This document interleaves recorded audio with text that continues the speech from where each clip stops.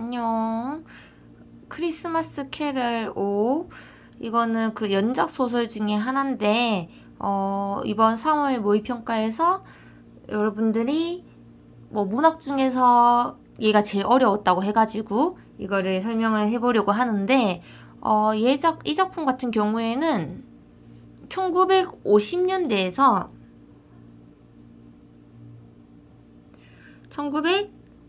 1960년대를 배경으로 하고 있어요. 근데 우리나라 문학 작품들이 대부분 각 시기별로 어떤 큰 사건들이 굵직굵직하게 있었지만은 대부분의 사건들이 소설에 영향을 준 그런 사건들이 좀 부정적인 일들이 많았다라는 거 우리가 알고 있죠. 그거를 고려해서 보시면 좋을 것 같고, 쌤이 어제는 추석이어서 부산에 있었는데 다시 집으로 돌아와가지고 지금 쌤 집에는 이 거치대가 없어서 부산에 있는데 또 손을 잡고 하고 있어요. 흔들려도 조금만 양해를 해주시고, 자, 일단은 이때는 독재자, 그러니까 독재 정치 이런 사건들이 있었던 해인데, 이승만 대통령이 물러나고 나서 우리 민중들의 힘으로 독재자를 물러나게 했지만, 또 그 다음 정권도 박정희 대통령이 나중에 정권 잡았는데 또 독재자를 맞이하게 되고, 그래서 그 속에서 우리 민중들이 자유를 왜 웃었냐면은, 우리 피자가 와 있어. 으야. 아이고 귀여워. 피자 한 번만 보시고. 자, 어쨌든 우리 민중들의 이 자유를 조금 많이 억압받는 그런 시대적 상황이었습니다. 자, 내용부터 한번 볼게요. 그런 일이 있은 지 한 달쯤 지나니 내 겨드랑이에 생긴 이변의 전모가 대강 드러났다라고 합니다. 자, 내 겨드랑이에 생긴 이변이라는 거는 여기 겨드랑이 밑에서 약간 멍울 같은 게 잡힙니다. 근데 이거를 이 서술자는 뭐라고 하냐면은 파마늘이라고 지칭을 해요. 그리고 여기서 또 아래 된 거 소설적 시점 잡는 거 중요하죠? 뇌가 등장합니다. 그럼 일단 1인칭 시점이라는 건데 1인칭 관찰자인지 주인공인지는 덜 보면 알겠지만은 1인칭 주인공 시점이에요. 자기 겨드랑이에 생기는 파마늘을 중심으로 이야기가 전개가 됩니다. 그래서 1인칭 주인공 시점이라는 거에 유의해서 한번 읽어볼게요.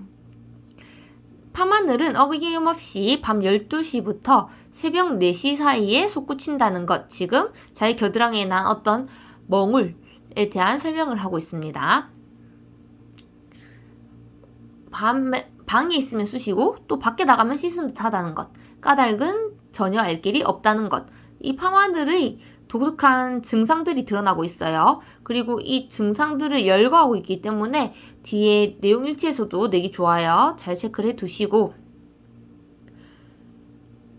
의사는 나에게 전혀 이상이 없다고 잘라 말했다. 그도 그럴 것이 그 시간에는 내 겨드랑은 멀쩡했기 때문이다. 밤 12시에서 새벽 4시에 겨드랑이 아픈데 의사는 그 시간에 일 안 하죠. 자저 의사도. 그렇기 때문에 당연히 의사는 모를 수밖에 없어요. 그때부터 나의 괴로움은 비롯되었다. 왜? 밤에 나도 잘 시간인데 밤에 자지 못해 아파. 그리고 또 집 밖에 나가야지, 방에서 나가야지 덜 아파. 그러니까 당연히 잠을 못 자겠죠. 파마늘은 전혀 불규칙한 사이를 두고 튀어나왔다. 또 맨날 아픈 건 아닌가 봐요. 연이틀을 쑤시는가 하면 한 일주일 소식을 끊고 하는 것이었다. 한 이틀 아프고 일주일 견딜만 하고, 하루 이틀이지 이렇게 줄곧 밖에서 세운다는 것은 못할 일이었다. 근데 또 언제 아플지 모르니까 맨날 나가 있었나 봐요. 나는 제 집이면서 꼭 도적놈처럼 뜰의 어느 구석에 숨어서 밤을 지내야 했기 때문이다. 그쵸? 내가 아파가지고 집안에 들어가지 못하고 집 주위를 방황하는 그런 모습을 보입니다. 그런 생활이 2달째에 접어들었을 때 나는 견디다 못해서 담을 넘어서 밖으로 나가 보았다. 내 방에서 나가면 좀 괜찮으니까 너무 아프니까 조금 더 나가본 거예요. 그랬더니 참으로 이상한 일도 다 있었다. 뜰에 나와 있어도 가끔 따끔거리고 손을 대보면은 미열이 있던 것이 조금 열도 났대요. 거리를 거닐게 되면서는 아주 깨끗이 편한 상태가 되었다.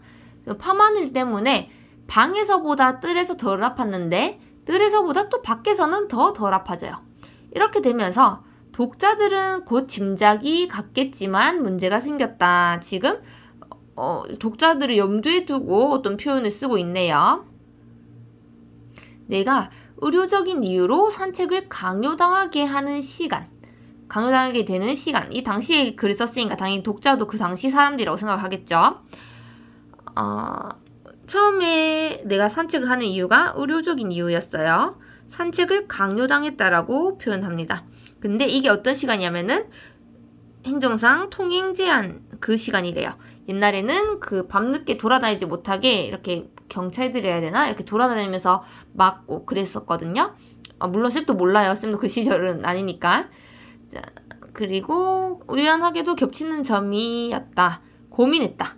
왜? 자기에 대한 성격, 자기의 특성 얘기해 줍니다. 나는 부르주아의 썩은 미덕을 가지고 있었다.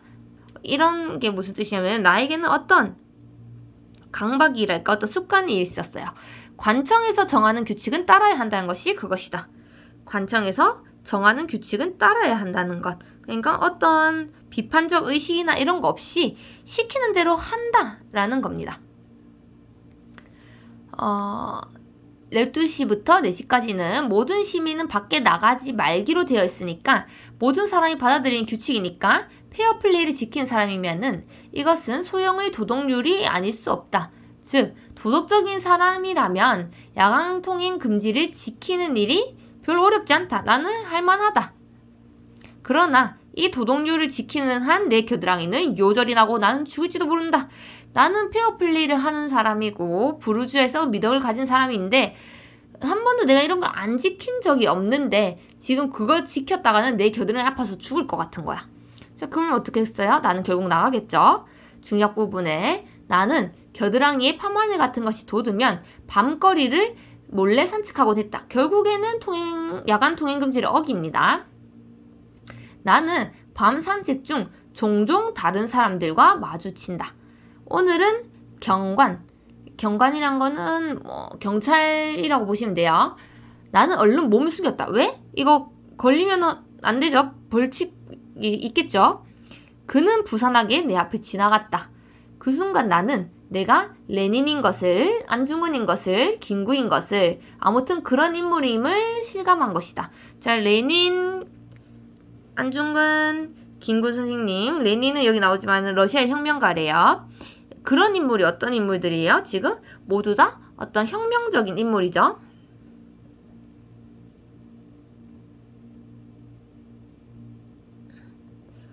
내가 그런 인물들 같대. 그가 지나간 다음에도 나는 은신처에서 나오지 않았다. 자기가 지금 야간 통행 금지를 어겨서 숨어 있는데 그곳이 은신처라고 표현하면서 나오지 않았어요. 공화국의 시민이 어찌하여 그런 엄청난 변모라는 거는 야간 통행 금지인 법을 어기고 경찰을 피해 다니고 몸을 숨긴 일반적으로 사람이 살면서 우리도 그치? 길 다니면서 경찰 보고 피하는 일은 잘 없죠? 이런 당돌한 일을 할 수 있었는지 모를 일이래. 나는 정치적으로 백치 상태나 다름없는 감각을 가진 사람이다. 정치적으로 아무 견해가 딱히 없어요. 위에서 레닌과 김구를 같은 유에 놓은 것만 가지고도 알만할 것이다. 같은 종류로 나는 위에서 레닌과 김구를 같은 종류로 열거를 했기 때문에 그런 것만 봐도 내가 정치적으로 딱히 박식하다 이런 말은 못할 것이다. 그런데 경관이 지나가는 순간에 내가 혁명가였다는 것도 분명한 일이다. 이때 혁명가는 대단한 걸 했다라기보다는 그냥 뭔가 평소에 내가 해보지 못한 짜릿함, 스릴 이런 걸 맛본 거야. 혁명가라고 자꾸 하는 것이 안 좋으면은 간첩이라 해도 좋다. 지금 혁명가 그리고 간첩. 나는 그 순간 분명히 간첩이었다. 근데 또 자기는 간첩이 진짜 아니래. 그래서 도적놈이라고 해도 그렇다. 나는 분명히 도적놈이었다. 그러나 또 내가 뭘 훔친 건 아니죠? 도적놈도 아니었다. 지금 나는 아주 희미하게나마 혁명가, 간첩, 도적놈 그런 사람들의 마음이 알듯도 했다. 이런 사람들은 뭐예요? 엄연히 뭐 크게 봤을 땐 다르지만은 금지된 행위를 하는 사람이죠.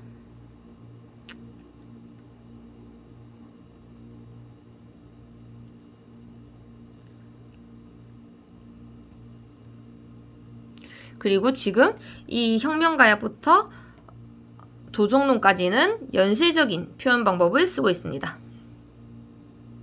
그쵸? 자, 그러면은 여기서 우리가 하나 알 수 있는 게 파마늘이 진짜 겨드랑이에서 파를 뭐 파가 자라면은 파를 수확해서 먹고 막 이런 거 아니죠? 더럽다. 하여튼 그건 아니죠. 그러면 상징적인 의미를 찾아야 되는데 내가 지금 겨드랑이에서 파마늘이 났어. 이 파마늘 때문에 아파요. 이거는 뒤에 3번이 아니지 31번 문제에도 나오겠지만은 이 파마늘로 인한 어떤 고통 이런 것들은 어떤 자유에 대한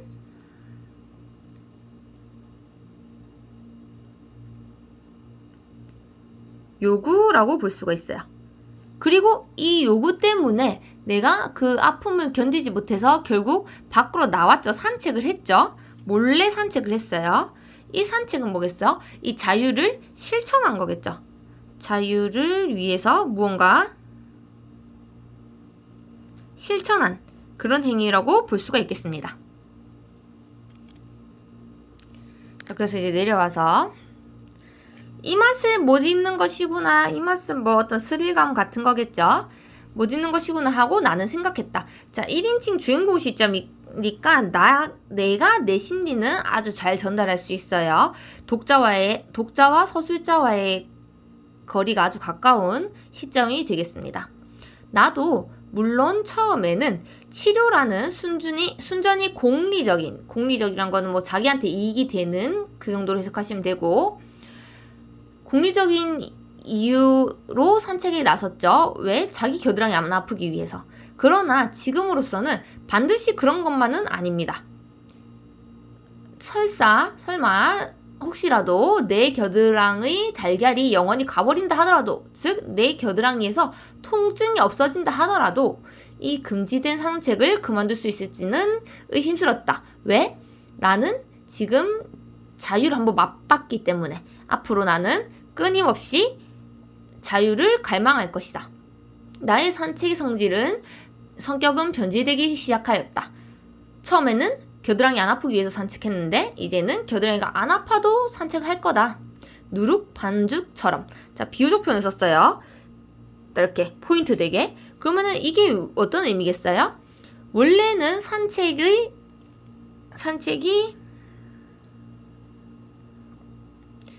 파마늘 때문이었는데 이제는 자기의 자유 때문으로 그 의도가 변질됐죠. 누룩 반죽도 이렇게 누룩이 발효되면서 술이나 뭐 빵이나 떡이나 이렇게 되면서 누룩이 떡이 되나? 하여튼 되면서 변질이 되죠. 그거를 여기 갖다 붙인 거라고 보시면 되겠습니다. 기적, 경악, 공포, 웃음. 오늘 세상에도 희한한 일이 내 몸에 일어났다. 이런 많은 일들이 하루에 일어났었는데 그 중에서 오늘 세상에 내 몸에서 희한한 일이 일어났대요. 평소랑 뭔가 다른 일이 생겼네요. 뭐냐면은 한강 근처를 산책하고 있는데 겨드랑이가 간질간질했대. 나는 속옷 사이로 더듬어 봤습니다. 털이 만져졌어요. 그런데 다임새가 심상치 않았습니다. 털이 괜히 빳빳하고 잘 묶여있는 느낌입니다. 평소랑 좀 달라요. 빗자루처럼 잘 만져봅니다. 아무래도 보통이 아니다. 지금 자기의 속마음을 표현하고 있기 때문에 문장이 아주 짤막짤막합니다. 나는 바위 틈에 몸을 숨기고 윗옷을 벗었어요. 속옷은 벗지 않고 들치고는 겨드랑이를 들여다봤습니다. 나는 실수하고 말았다. 왜? 내 겨드랑이에는 희한한 일이 뭔지 드러나죠?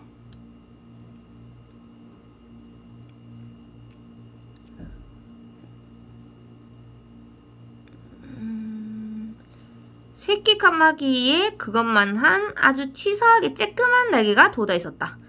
파마늘이 아니고 분명히 식물이었는데 갑자기 새가 됐네요. 다른 쪽 겨드랑이 봤는데 쿡 웃어버렸어요. 왜? 거기에도 쬐끄맣게 생겼어요. 근데 원래는 밤하늘이 있었는데 그게 자유를 향한 의지라고 했죠. 근데 이제는 이 날개가 돋았다는 건 뭐겠어요? 자유를 향한 그 의지가 더욱 심화된 모습을 표현한다고 볼 수 있겠죠. 보통 난다라는 게 자유를 상징하니까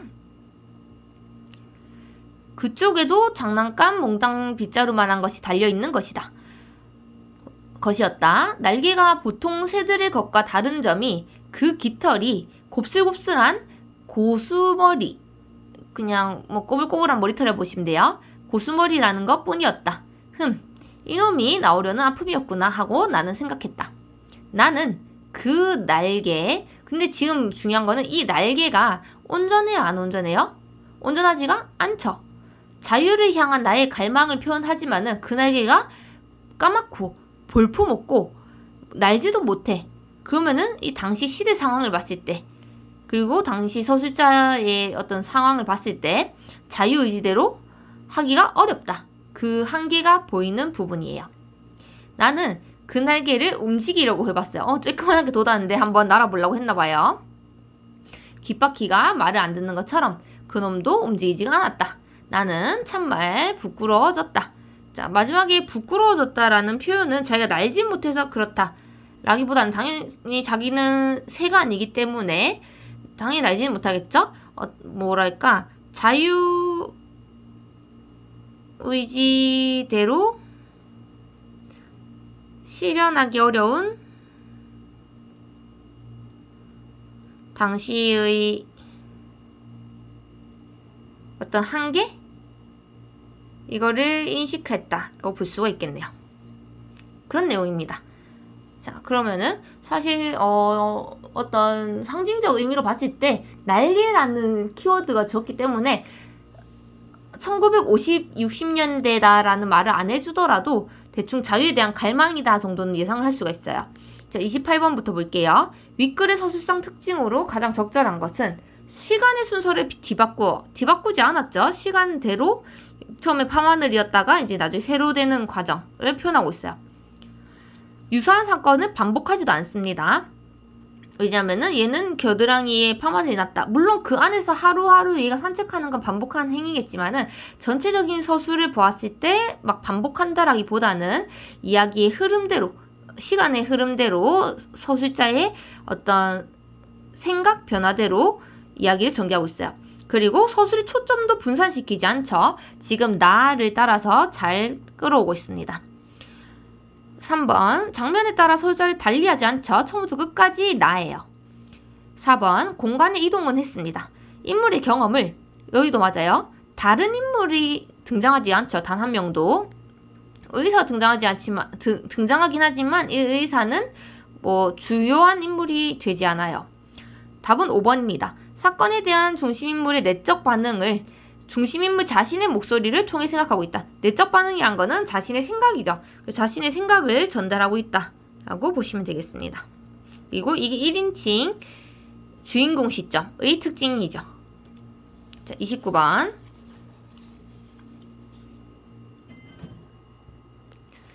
윗글에 대한 예로 적절하지 않은 것은 의사가 나의 증상을 진단하지 못한 것은 나의 증상이 의사 앞에서는 나타나지 않았기 때문이다. 왜? 밤 12시에서 4시 사이, 새벽 4시 사이에만 나타난다 했죠.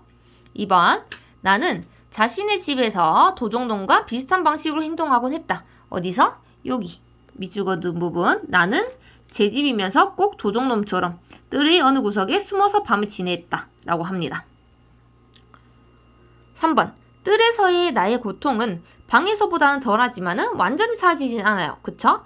집 밖으로 나가야지 완전히 사라지죠. 4번, 나는 시민이 정한 규칙을 준수해야 하는 페어플레이를 지키지 못하게 되어 고민한다라 했는데 여기 뭐라 돼 있어요? 시민이 만든 규칙이 아니에요. 시민이 만들 만큼 자유로운 시대가 아니었죠. 관청에서 정한 규칙이었고 그거를 지켜야 되는 게 시민이에요. 말이 다르죠? 5번, 혁명가와 간첩은 내가 자신의 행동을 이해하기 위해 자신과 비교해보는 대상입니다. 그래서 막 김구 선생님, 안중근 선생님, 레닌 2분까지 다 나오죠. 그래서 답이 4번입니다. 다음 장 30번. 기억은 은신처예요. 그 경관이 지나간 거 보고 새벽에 산책하다 숨은 곳. 그리고 니은은 바위 틈이죠. 겨드랑이가 갑자기 이상하다 싶어갖고 우통 까고 확인해 본 곳. 자, 기억. 은신처에서 정신적 안정을 취하지도 않았고 니은에서는 겨드랑이에 날개가 돋았기 때문에 신체적 회복을 하지도 않았어요. 2번. 기억은 윤리적인 이유가 아니고 어떤 제도적인 이유였죠. 그것 때문에 몸을 숨겼고 니은은 정치적인 이유가 아니고 신체적인 이유로 몸을 숨겼어요. 3번.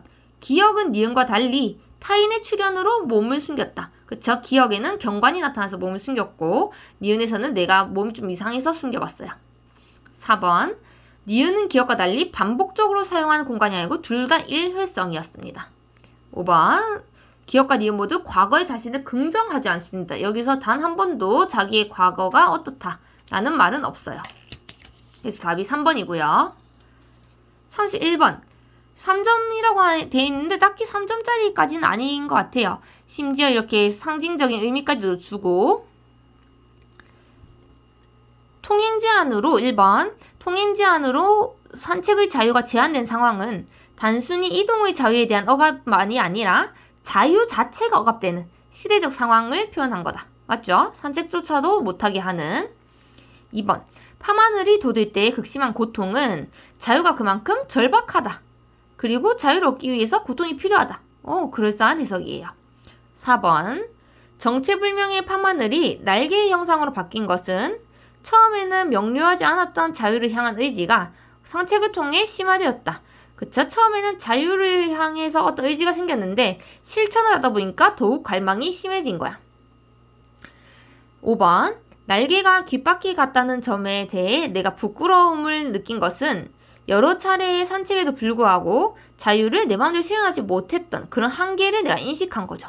그쵸? 부끄러움이란 거는 그 윤동주 시인의 시에서도 그렇고 자아성찰에서 비롯되는 경우도 많죠.